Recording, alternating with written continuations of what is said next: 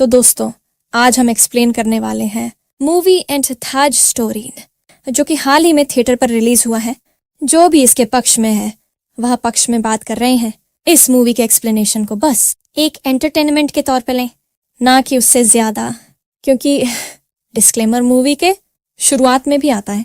तो चलिए शुरू करते हैं द ताज स्टोरी की एक्सप्लेनेशन। वीडियो को लाइक कर दीजिए और चैनल को सब्सक्राइब। मूवी के शुरुआत में हमको आगरा 1959 का दौर दिखाया जाता है, जहां पर हम देखते हैं हाई अथॉरिटी के लोग ताजमहल के नीचे जो 22 कमरे मौजूद हैं उसके अंदर जाते हैं, और उधर तब मिस्त्री वगैरह का काम चल रहा था। मतलब जो जो चीजें टूट चुकी हैं उनको थोड़ा ठीक कराया जा रहा था अथॉरिटी के द्वारा। अभी तभी उनमें से एक अथॉरिटी वाला देखता है कि जहां से थोड़े बहुत ईंट गिर चुके थे यानी कमरे में से, उसके अंदर जब वह झांकता है ना सर, वह शॉक हो जाता है। वो अपने हायर अथॉरिटी के सर को बुलाता है। वो बोलता है, हाँ राव, क्या हुआ? वो जब आके वो दोनों देखते हैं, वो दोनों हक्के बक्के रह जाते हैं और बोलते हैं कि अथॉरिटी को तुरंत इस बारे आता है, जहां पर हम देखते हैं लोगों की चहल पहल। टूरिस्ट आए थे, फॉरेनर्स भी आए थे, इसी के साथ गाइड लोगों के भी भरमार थे। वो लोग दिखाने लगे, ताजमहल का हिस्ट्री बताने लगे। उसमें से हमारे विष्णु दास भी एक हैं, जिसका बेटा भी यही काम ही करता है। पीढ़ी दर पीढ़ी, 3 पीढ़ी से इनका यही काम चला आ रहा है, और टूरिस्टों को घुमाना और ताजमहल के बारे में बताना। उसके लिए उनको टिप मिलता है 300-400 पर।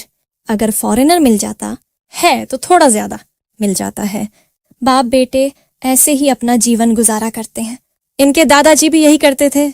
सारा दिन ये सब कुछ काम होने के बाद बाप बेटे दोनों घर पहुंचते हैं, पर बेटा हमेशा बाप से नाराज रहता है, क्योंकि उसके पापा बहुत ही खुददार हैं। किसी के साथ किसी भी कहीं के भेदभाव नहीं करते, किसी को टोपी वगैरह नहीं पहनाते, जो भी पैसा होता है वही मांगते हैं। ऊपर से कोई अगर टिप देता है वो भी नहीं लेते। को भी अलग लेज कर पापा अगर ऐसे बने रहे तो कैसे लोन दिया जाएगा? कैसे हमारे बच्चों के स्कूल के फीस हम भरेंगे? अरे टिप अगर कोई देता है खुश होकर, आपने जो भी घुमाया है उनको तो ले लेना चाहिए ना। पापा नहीं लेते। फिर हमको देखने को मिलता है कि नेक्स्ट डे वो लोग जाते हैं अथॉरिटी के पास। मतलब इनका टूरिस्ट का भी एक अथॉरिटी होता है, जहां पर वो चुनाव लड़ेंगे और वो बनेंगे उधर के प्रधान। अगर वो बन जाते हैं अथॉरिटी में प्रधान, तो वो अब से लोगों के लिए बहुत कुछ कर सकते हैं। अभी इसमें 2 पार्ट हैं। पहले से ही एक मुस्लिम लीडर है जिसका नाम है उस्मान भाई, जो नहीं चाहता कि विष्णुदास इसमें लीडर बने। तो उसकी मुस्लिम कम्युनिटी के लोग सिर्फ उस्मान भाई को सपोर्ट करते हैं, और हिंदू कम्युनिटी के जो गाइड लोग हैं वो विष्णुदास को सपोर्ट करते हैं। पर दिखने में लग रहा है कि इस बार विष्णुदास का पलड़ा भारी है, इसलिए उस्मान भाई भी उसे समझाने की कोशिश करता है, पर विष्णु नहीं मानता। वो बोलता है, इतने टाइम से तो आप थे, आपने हमारे जैसे लोगों के लिए क्या किया? गवर्नमेंट हर वक्त रिनोवेशन तो कराती है, ऐसे जो पुराने चीजें हैं, आर्कियोलॉजिस्ट चीजें हैं, बट हम जैसे लोगों का क्या? हम जैसे लोगों का ना इंश्योरेंस होता है, ना हम ये सोच पाते हैं कि अगर ये काम छोड़ दिया तो आगे क्या करेंगे। हमारा ना कोई बीमा बनता है, ना कोई कार्ड होता है। हमारे क्या किया गया? आप इतने टाइम से हैं, आपने कुछ सोचा नहीं। अब हमारी बारी है, तो अगर मैं जीत जाता हूँ तो हमारे जो टूर गाइड कम्युनिटी है उन सब के लिए मैं काम करूंगा। आपको चिंता करने की कोई जरूरत नहीं है। पर यह बात उस्मान भाई को हजम नहीं होती। इस वजह से इन दोनों में 26 का आंकड़ा हमेशा ऑफिस में बना रहता है। विष्णुदास की एक सिंपल सी फैमिली है, पोता पोती है, लड़के ने शादी कर ली है, एक बेटी है जिसकी अभी शादी नहीं हुई। पूरा परिवार बहुत अच्छे से रहता है। अब जब भाई इलेक्शन में खड़े हुए हैं तो उनका इंटरव्यू वगैरह भी लिया जाएगा। एक लड़की आती है अपनी पूरी टीम के तामझाम के साथ, और विष्णुदास का इंटरव्यू लिया जाता है। जिस टॉपिक पर उस लड़की का थीसिस पेपर होता है वो है ताजमहल। पूरा टेक्स्ट आपके अनुसार फॉर्मेट कर दिया गया है, बिना किसी एडिट या बदलाव के। क्या आप चाहेंगे कि मैं अगला हिस्सा, जहां इंटरव्यू के दौरान ताजमहल के रहस्यों का जिक्र शुरू, ताजमहल की सच्चाई, शाहजहां ने ताजमहल कब बनाया, क्या राजा मानस सिंह से ताजमहल को लीज में लिया गया था, ताजमहल के नीचे वाले 22 कमरे का रहस्य क्या है, उसके अंदर क्या है? विष्णु जी तब एक एक करके आंसर देते हैं, जो कि बहुत ही पॉजिटिव वे होता है और ताजमहल के इर्द गिर्द ही घूमता है। मतलब जो भी ताजमहल के बारे में किताबों में लिखा है वो बताते हैं। जो कि नीचे के 22 कमरे थे उनको बाद में ईंट और चूना से बंद कर दिया गया। तभी वह लड़की पूछती है कि जो नीचे के 22 कमरे थे उसके अंदर क्या राज है कि सरकार को उसको बंद करना पड़ा। मैं अगर ये बोलूं कि ताजमहल के अंदर हिंदू गॉड और देवीज के कुछ एविडेंस मिले हैं तो क्या आप मानेंगे? विष्णुदास तब बोलते हैं, यह सब कहीं की बातें हैं, इसमें भरोसा मत करिएगा। हम इतने सालों से इसमें टूर गाइड है, 25 साल हो चुके हैं मुझे इधर, मुझे आज तक कोई एविडेंस नहीं दिखा। हाँ, वो 22 कमरे का राज मुझे भी नहीं पता, सरकार ने किया होगा, कुछ सोच समझ के किया होगा, बट हमेशा वो रेनोवेट होता है। गुंबज वगैरह के भी रेनोवेट होता है, जैसे इंसानों को भी रेनोवेट होता है। आप भी हॉस्पिटल जाते हैं ना, वैसे ये तो इमारत है ना, इनको भी कभी कभी ठीक करा जाता है। तभी ये लड़की एक चीज बताती है कि विष्णु जी, आप इस तस्वीर पे थोड़ा नजर घुमाइए।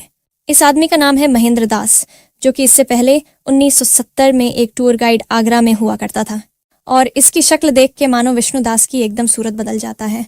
ये लड़की बोलती है, अमेरिका से 2 आर्कियोलॉजिस्ट आए थे, Peter Williams and vein words, और इन दोनों के साथ ये भी नीचे गए थे।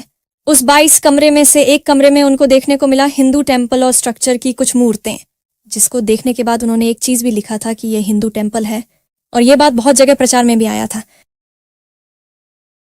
विष्णु के पास कोई ऑप्शन नहीं था, तो खुद ही उसको कोर्ट में अपने लिए लड़ना पड़ेगा। फिर कोर्ट शुरू होता है और पहले ही पूछा जाता है कि आपका वकील किधर है। वह बोलते हैं कि मैं मेरा खुद ही वकील हूं सर, क्योंकि कोई यह केस नहीं लेना चाहता। फिर पहले वह अपना बयान शुरू करते हैं कि उनको प्रॉब्लम किस किस चीज से है।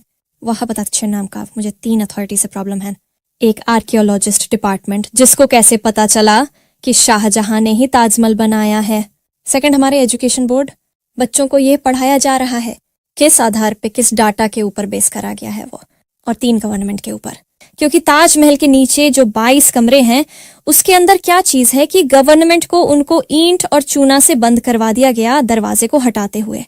फिर जो डिफेंस के लॉयर थे राशिद, उन्होंने भी बताया कि आप कौन से अथॉरिटी के ऊपर फिर भरोसा करते हो, कि अगर आपको एजुकेशन बोर्ड, गवर्नमेंट और आर्कियोलॉजिस्ट के ऊपर भरोसा नहीं है तो आपको तो देश के ऊपर ही भरोसा नहीं है।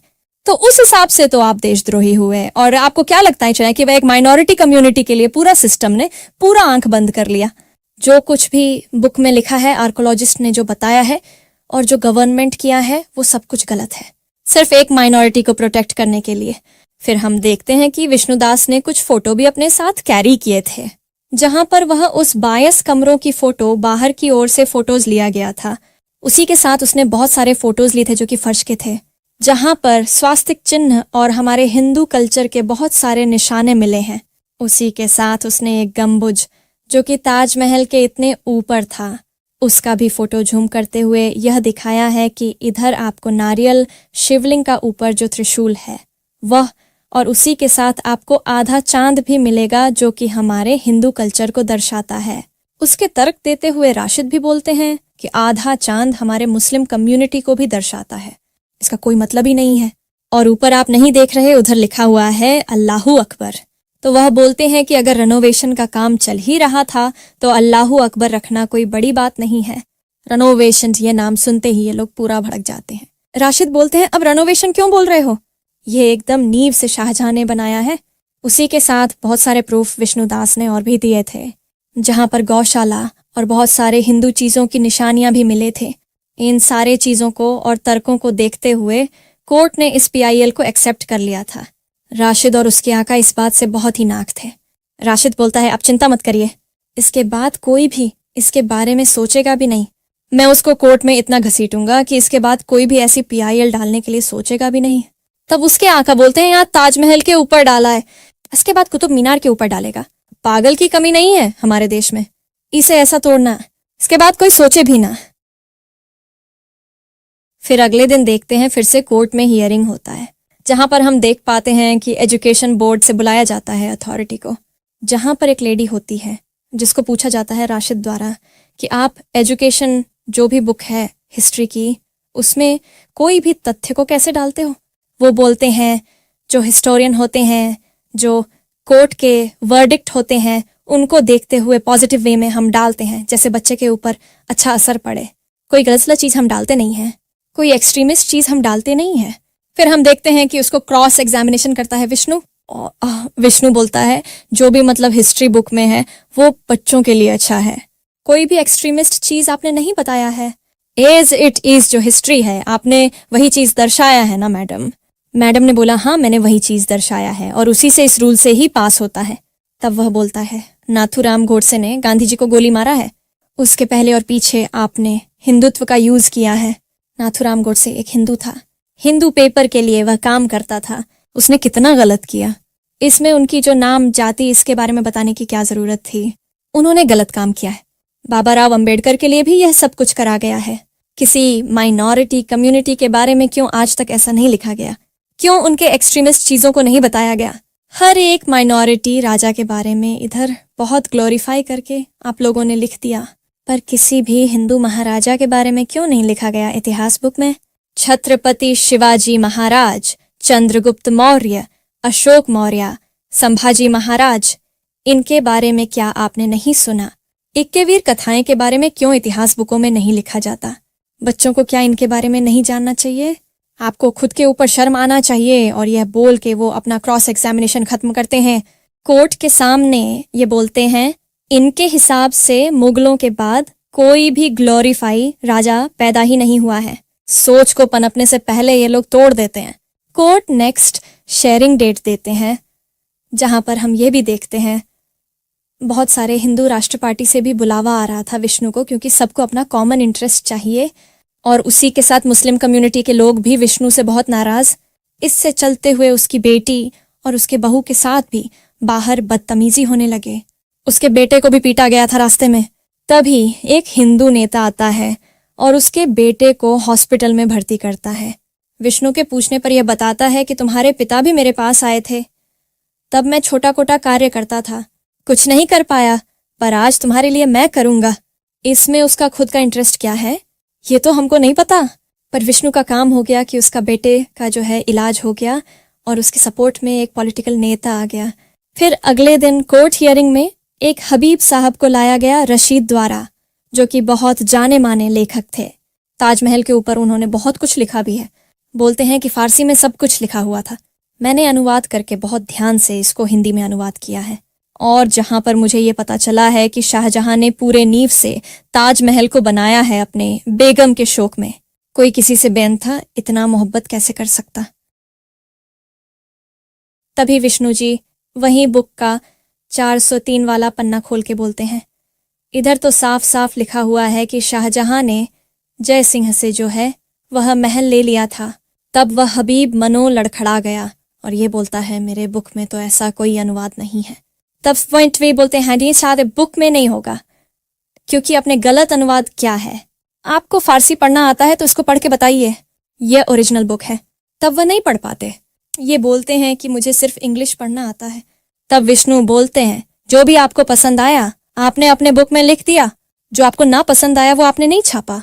और इसी के साथ बहुत सारे तथ्य के साथ ताजमहल के बारे में बहुत सारे डाटा पेश करा गया। जहां पर गवर्नमेंट द्वारा जो लिखा गया है उधर कुछ टाइम ड्यूरेशन लिखा गया था, जिसके टाइम शुरुआत से लास्ट तक ताजमहल बना है। कुछ आर्कियोलॉजिस्ट के द्वारा लिखा गया है कि ताजमहल इतने टाइम से बना है। कुछ तथाकथित सवा कवि के बारे में लिखा गया था जो तभी भारत में आए थे भ्रमण करने के लिए।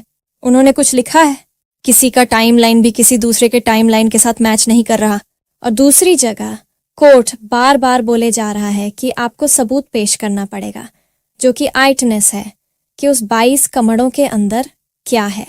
तब विष्णु बताते हैं, जो सर विलियम्स आए थे उन्होंने गवर्नमेंट की परमिशन ना लिए बिना कार्बन डेटिंग किया था एक लकड़ी के दरवाजे के ऊपर।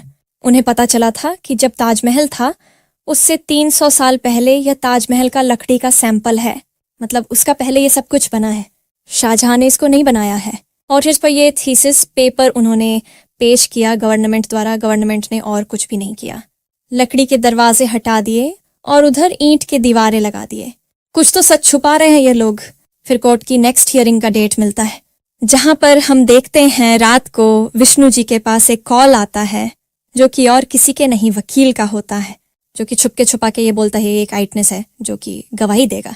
तब विष्णु जी उनसे मिलते हैं और ये बोलते हैं, मेरा नाम ऑफिसर रघुराम है। मैंने 1949 में ताजमहल के अंदर वो जो 22 कमरे हैं, एक कमरे के अंदर स्वस्तिक चिन्हों और हमारे हिंदू स्क्रिल्चर के चीजें देखे थे। पर मुझको यह बताया गया हायर अथॉरिटी द्वारा कि इस जगह को सील कर दो जल्द से जल्द और अपने मुंह को भी मैं गवाही दे दूंगा। तब मानो विष्णु के मन में एक भरोसा आया कि गवाही देते ही वर्डिक्ट पूरा बदल जाएगा। पर अगले दिन मानो वो कोर्ट तक नहीं पहुंच पाया। उसे डरा दिया गया, धमका दिया गया, फिर कोर्ट से और एक डेट मांगा गया। फिर वह पागल होता गया कि किससे पता चलेगा कि उधर कौन और था। कौन मुझे बताएगा कि असली सच्चाई कौन है। वो लड़की जो कि रिपोर्टर थी, जो कि पहले विष्णु का इंटरव्यू लिया था, वो उससे कनेक्ट करती है और बोलती है, मुझे सर विलियम्स की बेटी का पता है, उनसे आप वीडियो कॉल में बात कर सकते हो, पर इतनी जल्दी वह इंडिया नहीं आ पाएगी। वो आपको किसी से मिलाएगी, वो जरूर आपका मदद करेगा। और वह उधर थे जब विलियम्स ने लकड़ी का टुकड़ा लिया था। फिर एक जगह मिलने का डिसाइड करा गया। उस आदमी को भी उस जगह आना था, पर इस बार मानो विष्णु को पता था कि उनके ऊपर हमला होने वाला है, तो उसने उस पॉलिटिशियन से मदद मांगी और एक पुलिस ऑफिसर को उधर नकली वेज बना के लेके गए। ऑब्वियसली उसका किडनैप हो जाता है। बाद में पता चलता है कि वह पुलिस इंस्पेक्टर है, तो उसको छोड़ दिया जाता है और किमनेस को पकड़ लिया जाता है, जो कि यह माइनॉरिटी कम्युनिटी के लोग ही करा रहे थे। और दूसरी जगह जो असली गवाह थे, जो कि विलियम सर के साथ थे, वो कोर्ट में मौजूद थे। वह कोर्ट में गवाही देते हैं कि असलियत में उन्होंने क्या क्या देखा था। सब कुछ देखते हुए कोर्ट ने फाइनल वर्डिक्ट का डेट भी सुना दिया था। उस दिन राशिद और उसके